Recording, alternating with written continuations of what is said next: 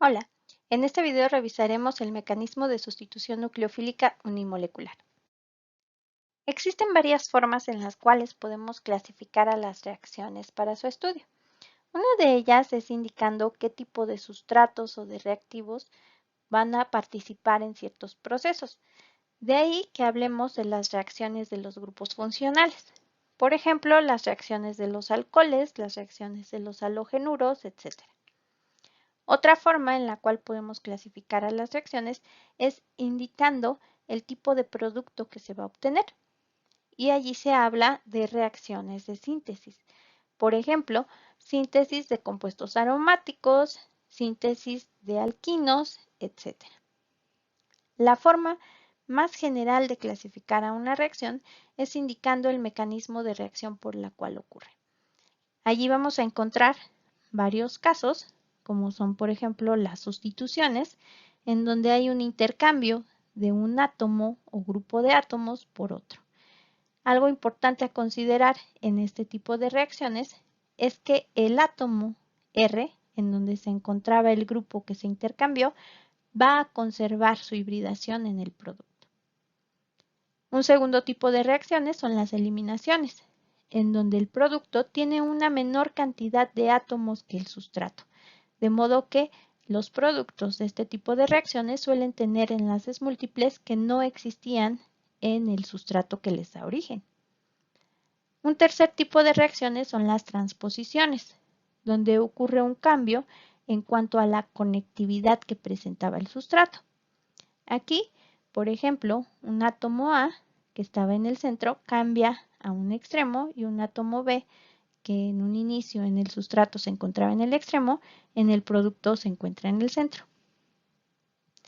El cuarto tipo de reacciones son las adiciones, en donde el producto tiene una mayor cantidad de átomos de los cuales existían en el sustrato. Dependiendo de quién es el átomo Y, vamos a tener diferentes sustratos.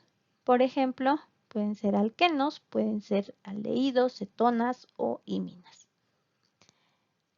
El último tipo de reacciones que se suelen revisar en los cursos de química orgánica fundamental son las oxidorreducciones, donde lo que ocurre es un intercambio de electrones entre los sustratos y allí uno de los sustratos se oxida mientras el otro se reduce. Aunque existen más reacciones, estas son las más generales.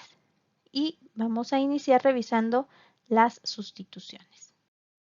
En las reacciones de sustitución nucleofílica ocurre un intercambio de un átomo o grupo de átomos conocido como grupo saliente que está unido a un átomo de carbono en nuestro sustrato por un nucleófilo, que también puede ser un solo átomo o un grupo de átomos.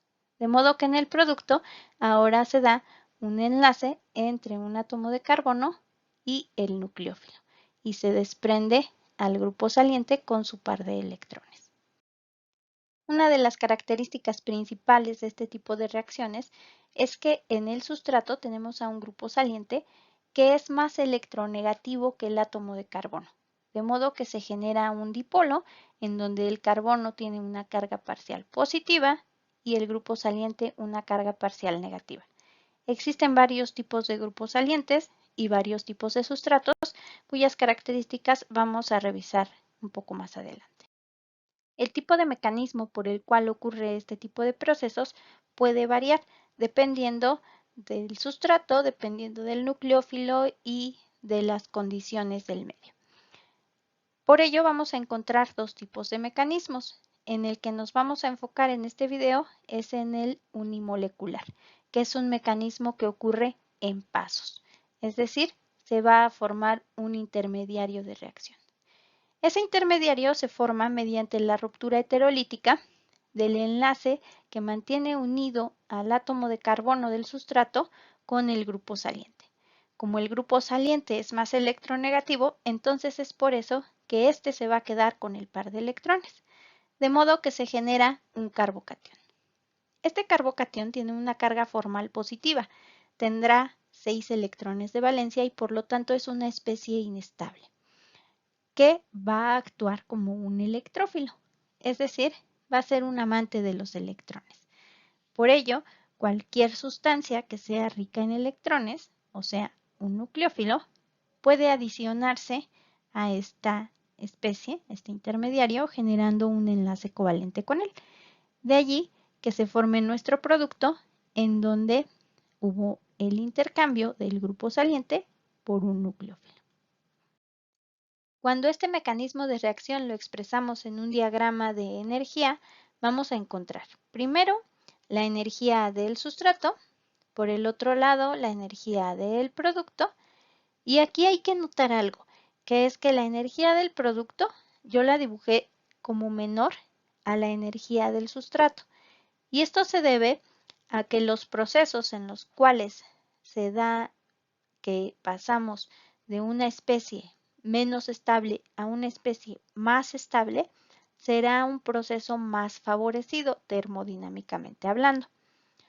De modo que también hay que recordar que mientras menor sea la energía de un compuesto, mayor va a ser su estabilidad. Es por ello que aquí lo que estoy indicando es que pasamos de un reactivo o de un sustrato con cierta estabilidad a un producto más estable, que será más favorecido y por ello la reacción ocurrirá en este sentido. También en este diagrama de energía se tiene que colocar aquellos intermediarios que se generan en el curso de la reacción. En este caso es un carbocatión. El carbocatión tiene 6 electrones de valencia, no cumple con la regla del octeto y por ello es una especie inestable. Como es inestable, tendrá una mayor energía y lo tendríamos que colocar por acá en nuestro diagrama de energía. La curva que se genera sería de este tipo, en donde cada una de las crestas corresponde a un estado de transición que también se conoce como complejo activado. Este primer estado de transición corresponde a esta ruptura del enlace carbono-grupo saliente y podemos dibujarlo de esta manera. Este otro estado de transición corresponde a la formación del enlace entre el nucleófilo y el carbocatión, de modo que podemos representarlo así. Cada uno de esos complejos activados tiene una energía asociada, que es la energía de activación, y estas son diferentes entre sí. El proceso que consume mayor energía es el que va a determinar la velocidad de mi reacción. Como en este caso sería este paso, decimos que ese es el paso limitante, paso determinante o bien paso lento de la reacción. Como en ese paso nada más está involucrada una especie, que es el sustrato, o sea, yo estoy pasando de mi sustrato a mi carbocatión, y para pasar de aquí a acá no está involucrado el nucleófilo interviene hasta acá. Entonces, nada más está involucrado el sustrato. Por ello decimos que la velocidad o la rapidez de esta reacción será directamente proporcional a la concentración de esta única especie de mi reactivo. Debido a eso es que conocemos a esta reacción como una sustitución nucleofílica unimolecular. Es una sustitución porque hay un intercambio de un átomo o grupo de átomos por otro. Es nucleofílica porque lo que está ingresando a la molécula es un nucleófilo. Y es unimolecular porque solo una molécula, que es el sustrato, es la que va a determinar la velocidad de mi reacción. Ahora bien, en este paso limitante de la velocidad, este paso es el más lento de la reacción, podemos decir que si yo quiero que mi reacción ocurra más rápidamente, tendría que hacer que esta energía sea más chiquita para que la energía de activación correspondiente también disminuya. Pero aquí hay un problema, que es que los estados de transición no son especies aislables, son especies teóricas que nos ayudan a expresar cómo ocurre una reacción, pero no se pueden aislar. De modo que no podemos saber cómo es su estructura para tratar de determinar de qué manera podemos llegar a estabilizarlo. De ahí que surgiera el postulado de Hammond. el postulado de Hammond dice que como no se puede conocer la estructura de un estado de transición, nosotros podemos suponerla, observando a cuál especie entre las que está ubicada o ese estado de transición se parece más energéticamente. O sea, yo tengo este estado de transición y ese estado de transición se encuentra entre el carbocatión, que sí es una especie aislable, y el sustrato, que también es una especie aislable. Entonces tengo que observar a cuál de esas especies se parece más en energía este estado de transición. Entonces, en este caso, la especie que es más cercana sería el carbocatión. Y decimos que en una reacción SN1, el estado de transición del paso limitante de mi velocidad va a parecerse al carbocatión. Y por ello, todo aquello que estabilice al carbocatión va a estabilizar también al estado de transición. Al estabilizarlo, va a disminuir su energía asociada y la energía de activación de este paso limitante de la velocidad también va a disminuir, por lo cual la reacción será más rápida. Conociendo estos hechos, podemos decir que el sustrato juega un papel muy importante en las reacciones de tipo SN1, ya que, dependiendo de dicho sustrato, vamos a obtener los diferentes intermediarios, que son carbocationes, y que tienen una energía asociada. Como esa energía también se relaciona con la energía de activación del paso lento de la reacción, podemos decir que mientras más estable sea el carbocatión que yo genere, menor va a ser la energía de activación del paso lento y la reacción será más favorecida o más rápida. De ahí que, ya que en este sentido es en el que se incrementa la estabilidad de los carbocationes, siendo el más estable el de tipo terciario y el menos estable el de tipo metilo, podemos decir también que es en ese sentido en el que se van a utilizar los diferentes sustratos para formar a los carbocationes que participen en este tipo de reacciones. De modo que los sustratos terciarios son los que se utilizan la mayor parte del tiempo. También podemos llegar a utilizar sustratos secundarios, bencílicos o alílicos, ya que los carbocationes que generan tienen una estabilidad media. Y los que nunca se utilizan en la SN1 serán los sustratos primarios y los de metilo, porque estos carbocationes son muy inestables y entonces eso hace que la reacción sea poco favorable. Lo anterior es más fácil de visualizar en un diagrama de energía, en donde tendríamos, por ejemplo, el carbocatión terciario, que es más estable y que tiene menos energía, y una energía de activación asociada que es menor a la de la formación del carbocatión secundario, que es menos estable y que por lo tanto se requiere mayor energía para su proceso de formación, y todavía este es más estable que el carbocatión primario, que es el más inestable de todos y el que va a consumir una mayor energía para su formación, por lo que no va a favorecer las reacciones SN1. Ahora bien, algo con lo que hay que ser muy cuidadosos cuando se analiza una reacción de sustitución nucleofílica es en cuanto a no confundir a los sustratos bencílicos con los de arilo ni a los alílicos con los de vinilo. En estos dos últimos tenemos a grupos salientes unidos directamente a carbonos con hibridación sp2, por lo cual el carácter S en el carbocatión va a ser mayor y eso va a hacerlos inestables, de modo que no se van a generar. Por su parte, en los derivados bencílicos o alílicos vamos a encontrar un carbono con hibridación sp3 entre el grupo saliente y el anillo aromático o entre el grupo saliente y el doble enlace. De modo que el carbocatión que se genera va a tener un menor carácter S y una mayor estabilidad que estos otros. Aparte de que se puede estabilizar también por resonancia con los dobles enlaces que quedan adyacentes a esa carga positiva. Por ello, hay que fijarse muy bien siempre que el grupo saliente se encuentre unido no al anillo, sino a un carbono sp3 y no al doble enlace, sino a un carbono sp3. La otra parte del sustrato que es importante considerar es el grupo saliente.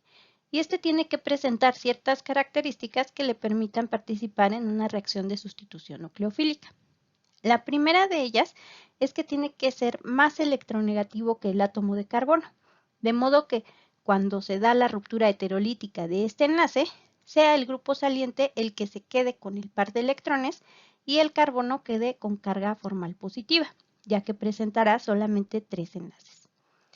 Dentro de los grupos salientes más conocidos encontraremos a los halógenos y a especies que tienen átomos de oxígeno, nitrógeno o azufre unidas directamente al carbono de nuestro sustrato. Otra característica importante a considerar es que este grupo saliente tiene que ser polarizable, es decir, que pueda deformar su nube electrónica fácilmente, de modo que estabilice al estado de transición, haciendo que las reacciones sean más favorables. Por ejemplo, podemos tener dos sustratos diferentes aquí, en donde el grupo saliente es yodo, en este caso, y flúor en este otro. Ambos son halógenos. La ruptura heterolítica se va a dar entonces en el sentido en el que se queden con el par de electrones y formen a los iones haluro correspondientes. Y la diferencia va a ser el tamaño del átomo en cuestión. Aquí podemos dibujar el estado de transición de cada uno de estos procesos. En este estado de transición observamos que el yodo puede deformar su nube electrónica de modo que queda más cerca del carbono que está generando al carbocatión y por lo tanto lo está estabilizando. Esto no pasa con el flúor, que es más pequeño y entonces no es tan polarizable. Es decir, no puede deformar tanto su nube electrónica y no puede estabilizar a este estado de transición. De modo que los átomos que tienen mayores radios atómicos, como es el yodo, van a ser mejores grupos salientes que los que tienen menores radios atómicos, porque son menos polarizables. Y de hecho, el flúor no es un buen grupo saliente. Una vez que ocurre la ruptura que permite la formación del carbocatión, se genera otra especie, que es el grupo saliente con un par de electrones. Como ahora este compuesto es rico en electrones, puede donarlos en una reacción, es decir, puede actuar como un nucleófilo o bien como una base. Y la característica más importante que debe presentar un buen grupo saliente es que esta base sea estable una vez que se genera. Como la estabilidad de una base está asociada con su fuerza, entonces se dice que una base débil, que es una base poco reactiva, más estable, va a ser un buen grupo saliente. Y existen varios ejemplos de buenos grupos salientes. Algunos son los haluros, carboxilatos, etcétera, que se generan como iones. Y otros son moléculas neutras, que serían agua, alcoholes, etcétera, que serían lo que se genera en este caso. Otros grupos salientes, que son los que no son óptimos para utilizarse en una reacción de sustitución nucleofílica, son las bases fuertes. Y de esos decimos que son malos grupos salientes porque son especies muy reactivas, son especies poco estables. Dentro de los malos grupos salientes podemos encontrar a iones hidróxido, a iones alcóxido y a iones amiduro. Cuando estos están unidos al sustrato, los vamos a encontrar como alcoholes, éteres o aminas. Es por ello que esos sustratos no reaccionan fácilmente en una reacción de sustitución nucleofílica unimolecular, sino que tiene que haber ciertos procesos que los puedan convertir en mejores grupos salientes para que la reacción ocurra. Pero por sí mismos no son buenos grupos salientes.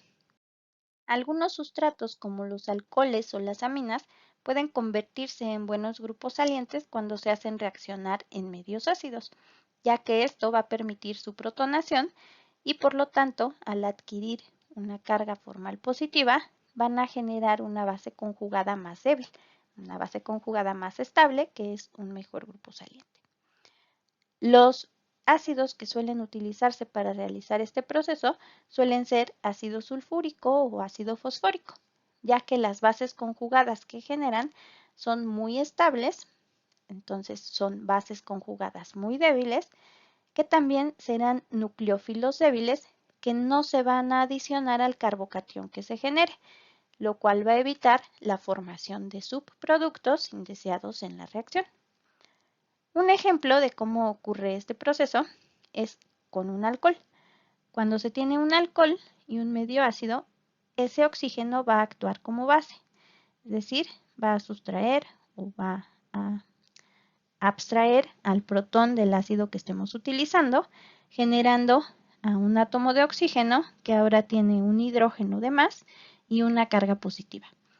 A esta especie le llamamos ion oxonio porque tenemos un átomo de oxígeno con una carga formal positiva. El siguiente paso en la reacción de sustitución nucleofílica, ahora sí, sería la formación del carbocatión, para lo cual debe romperse el enlace carbono-oxígeno de forma heterolítica. Al ser el oxígeno más electronegativo que el carbono, va a quedarse este con el par de electrones, y generamos al carbocatión y el grupo saliente en este caso va a generar una molécula de agua, que es una base débil y por lo tanto un buen grupo saliente. Al comparar los diagramas de energía correspondientes a ambos procesos, podemos observar ciertas diferencias. Una de ellas es que la energía de activación correspondiente a la formación del carbocatión cuando se parte del alcohol es mucho mayor que la energía de activación del paso lento en la reacción donde se parte del ion oxonio. Otra característica es que en este caso, en este diagrama, vamos a observar la presencia del otro intermediario, del ion oxonio, que se generó a partir de la protonación del alcohol y por lo tanto también vamos a encontrar al otro estado de transición asociado, que es la formación de dicho ion oxonio. Como este también es una especie que no es tan estable por tener una carga positiva, tendrá una mayor energía que el sustrato. Sin embargo, su energía no puede ser tan alta porque todos los átomos cumplen con la regla del octeto, lo cual no ocurre en este caso, que es el carbocatión, y por eso el carbocatión sigue teniendo la mayor energía en este proceso. Aquí, al formar entonces un mejor grupo saliente, estamos disminuyendo la energía de activación asociada al proceso y por lo tanto estamos favoreciendo la reacción. Aparte del uso de ácidos, existen otros reactivos que permiten convertir a los alcoholes en buenos grupos salientes. Un ejemplo es el cloruro de tionilo, con el que se consigue el intercambio del grupo hidroxilo por un átomo de cloro. Y otro reactivo también muy conocido es el tribromuro de fósforo, en donde el grupo hidroxilo se sustituye por un átomo de bromo.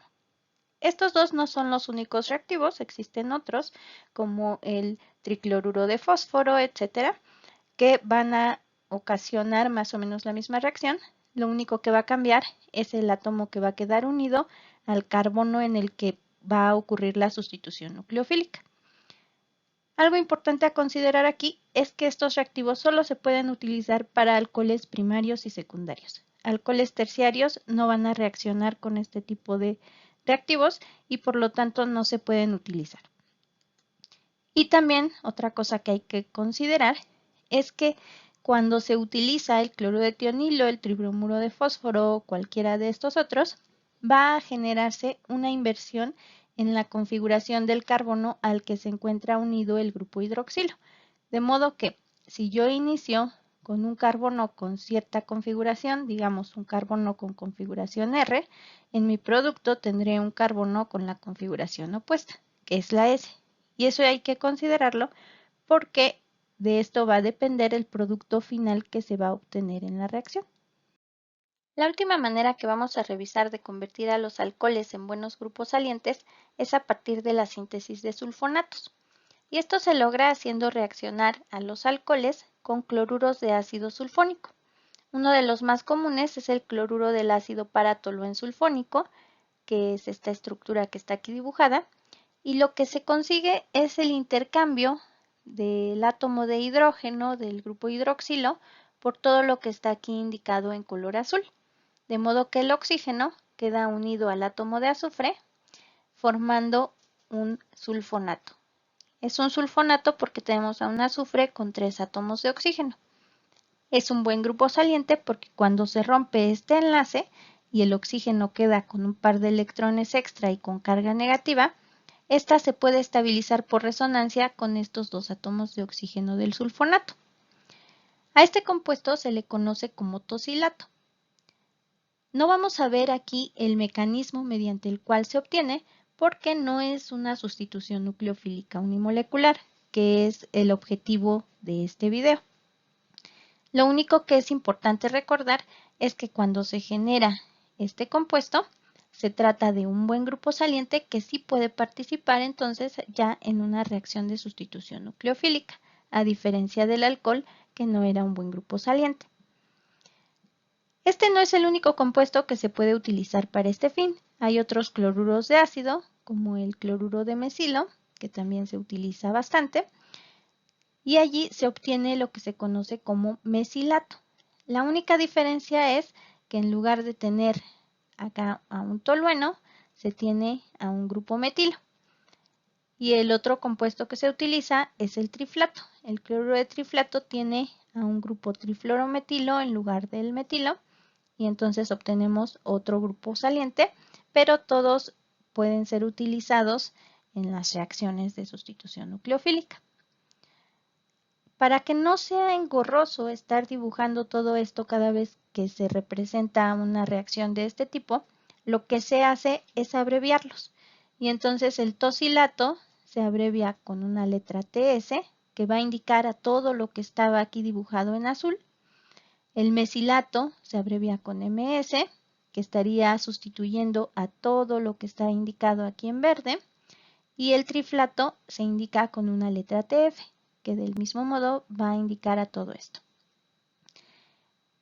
Ahora bien, lo que hay que recordar siempre es que cuando veamos dibujado así a nuestro compuesto, querrá decir que es un buen grupo saliente. No importa tanto si recordamos o no cómo es la estructura del grupo funcional, pero sí es importante que sepamos que esto es un buen grupo saliente y que podemos realizar alguna reacción de sustitución o bien una reacción de eliminación, porque esto va a ser estable cuando se elimine.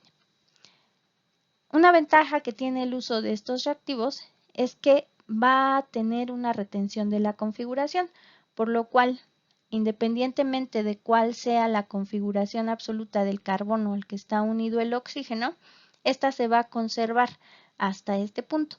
Ya después puede cambiar, pero tenemos que considerar que hasta aquí vamos a tener la misma configuración que la inicial, lo cual es deseable en muchas ocasiones.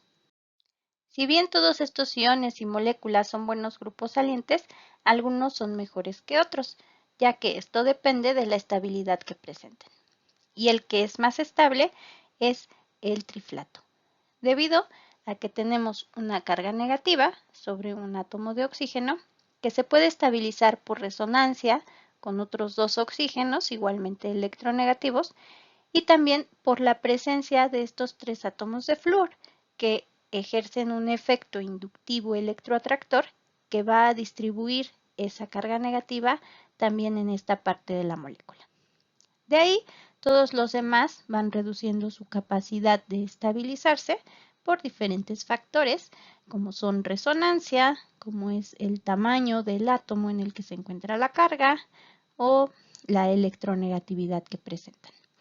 De modo que la basicidad del grupo saliente disminuye en esta dirección. Este es el menos básico y este será el más básico. Por ello, se dice que el mejor grupo saliente, que es la base más débil, es el grupo triflato, y de los que son grupos salientes moderados serán el grupo carboxilato y las aminas. Todos los demás son buenos grupos salientes.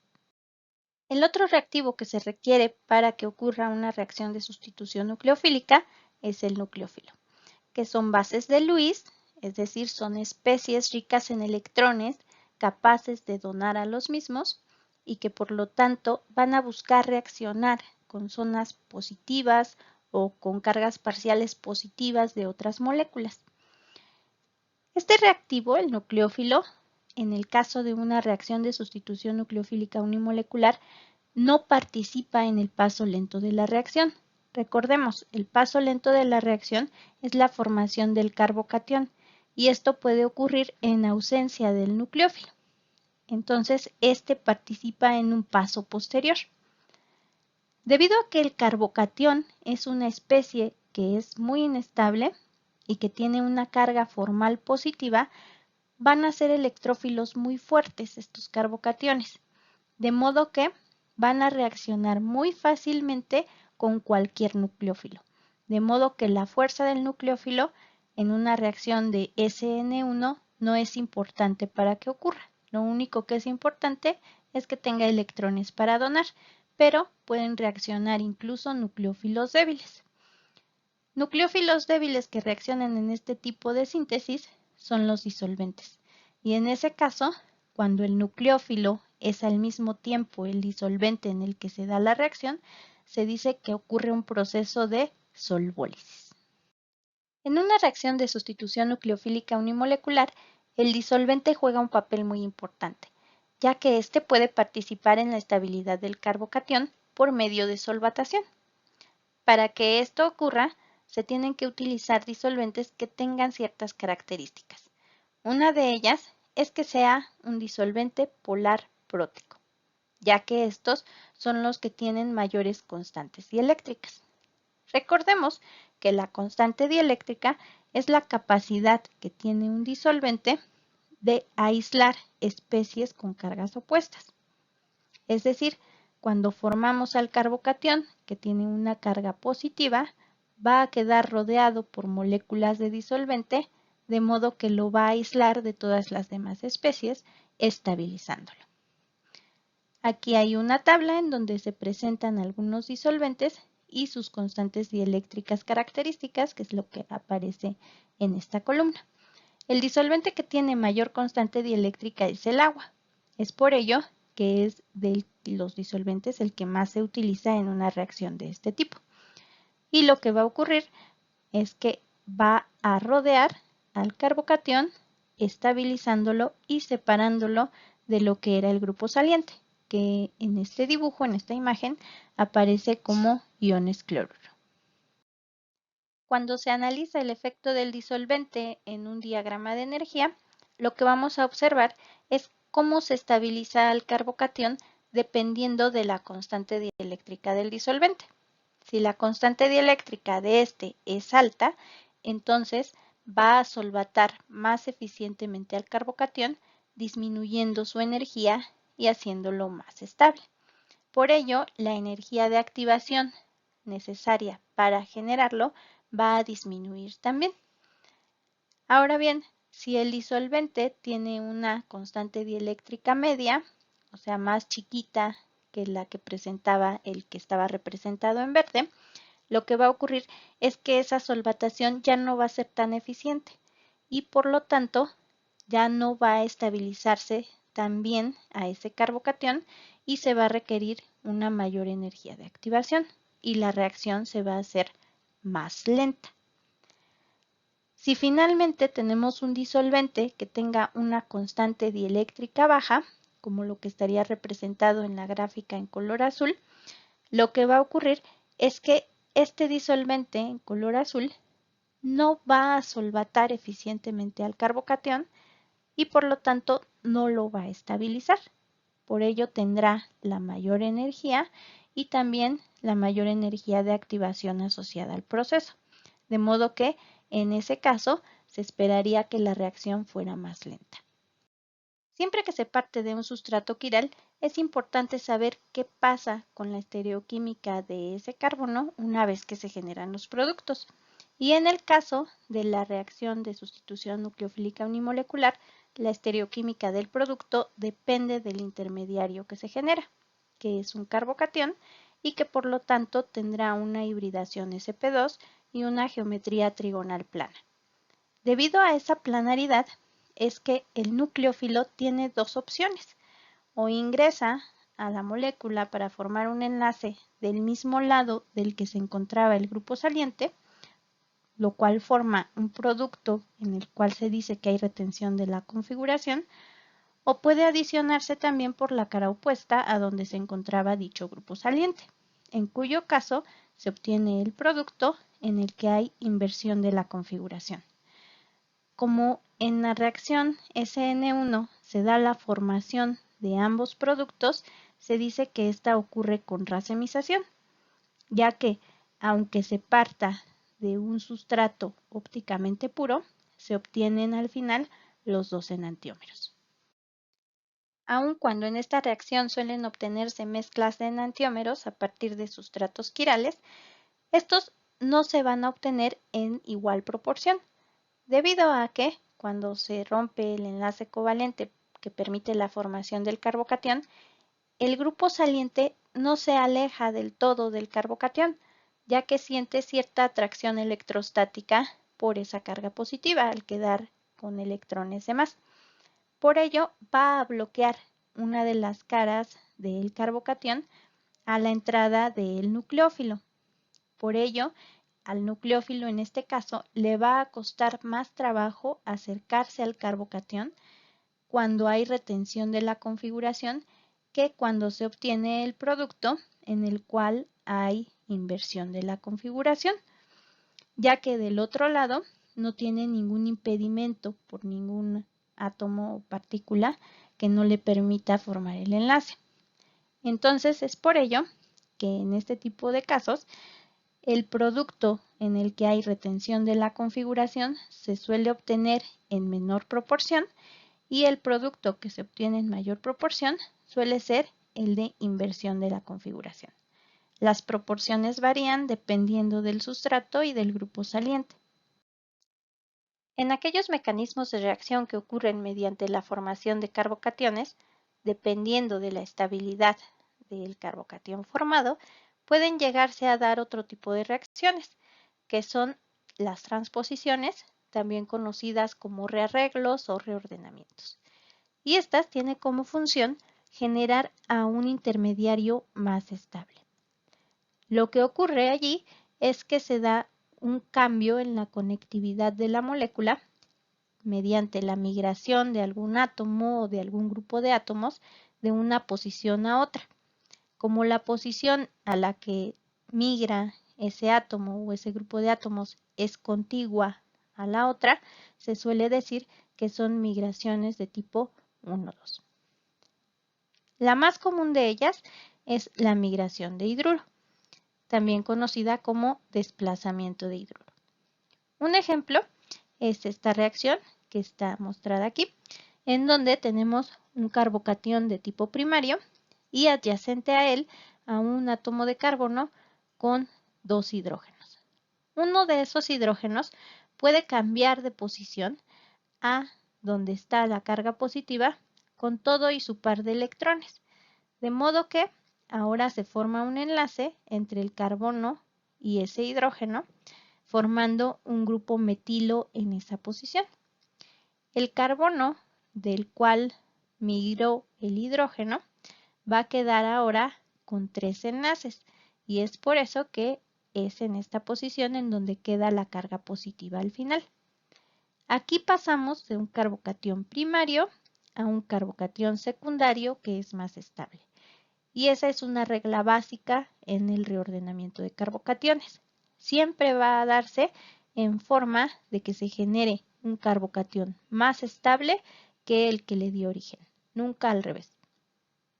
Otro ejemplo puede ser este, en donde tenemos a un carbocatión de tipo secundario y adyacente a él hay un carbono que tiene a un átomo de hidrógeno.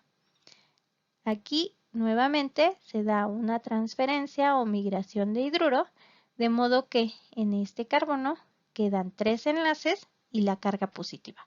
Ahora este carbocatión resultante es de tipo terciario en comparación que el secundario que le dio origen y por ello puede ocurrir este tipo de rearreglo.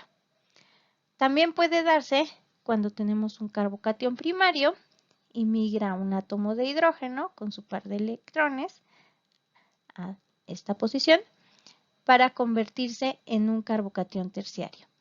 ¿De qué depende el que se convierta en un carbocatión terciario o secundario, por ejemplo, cuando es primario aquí?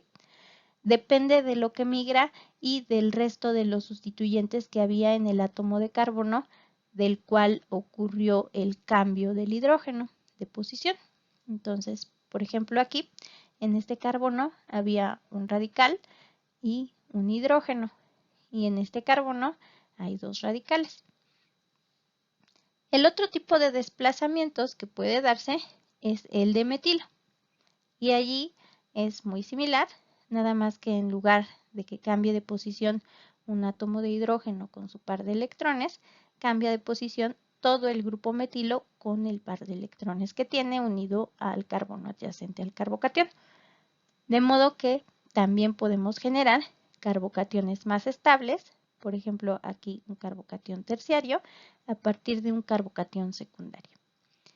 Cuando se tiene la opción de elegir entre la migración de un hidruro o de un grupo metilo para formar un carbocatión más estable, es mejor transferir al hidrógeno, porque esa migración permite la formación de un carbocatión más estable muchas veces, la mayor parte de los casos, y es por eso que es la migración más común.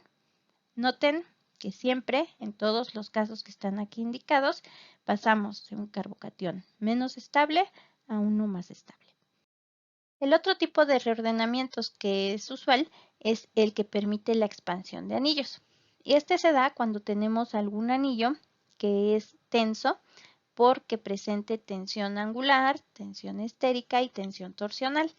Es decir, puede ser que pasemos de un anillo de ciclopropano, de ciclobutano o de ciclopentano a otro que sea más grande y por lo tanto menos tenso.